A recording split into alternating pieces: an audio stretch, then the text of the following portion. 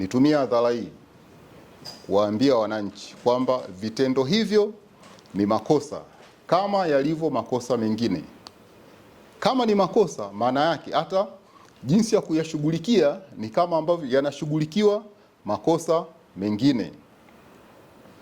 Ndugu wanahabari, kwa ilani hii tunaitoa leo, Halmashauri ya Jiji la Dodoma inawataka wananchi wote, Halmashauri ya Jiji la Dodoma inazitaka taasisi zote za umma na binafsi ndani ya Jiji la Dodoma kuendeleza viwanja au maeneo waliopewa kwa mujibu wa sheria. Kutokufanya hivyo maana yake ni nini? Maana yake halmashauri itaendelea sasa na utaratibu wa kufuta zile miliki hizo ambazo hazijaendelezwa kwa muda mrefu kwa mujibu wa sheria. Tutazifuta na tutaviuza au kuvitoa viwanja hivyo kwa matumizi mengine au kwa wahitaji wengine. Sambamba na hilo, napenda niongelee jambo lingine la msingi. Kumekuwa na tabia ya baadhi ya watu ambao wanamiliki aidha viwanja kihalali au hata ambao wamiliki viwanja kihalali kuanza ujenzi kinyume na taratibu. Kwa yeyote katika Jiji la Dodoma atakayekutwa au anayekutwa akifanya maendelezo ya kudumu ya ujenzi wa majengo au kitu chochote kile bila kuwa na kibali cha ujenzi, huyo anafanya kosa kwa mujibu wa sheria,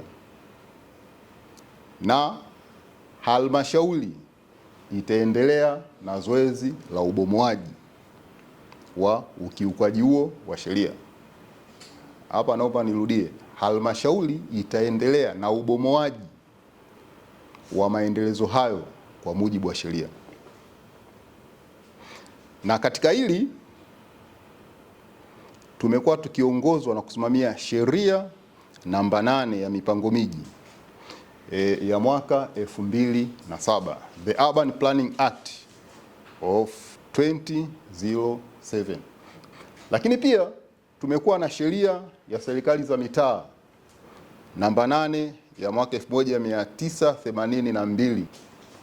Hiyo inaelekeza kuwa jengo lolote linalojengwa ndani ya mamlaka ya miji au majiji lazima liwe na kibali cha ujenzi. Kwa hiyo ndugu zangu, hii ni muhimu, na yawezekana mmeshashuhudia maeneo ambapo tumekuwa tukiteremsha majengo hayo, na kuna baadhi mkoa mnanipigia simu kusema kwamba wana wenyewe mnafanya kwa mamlaka, ni kwa mujibu wa sheria hii.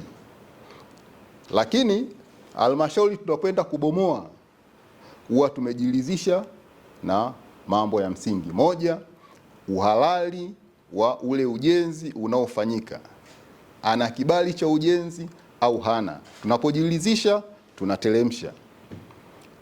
Kwa hiyo katika hili tunapenda liwe clear.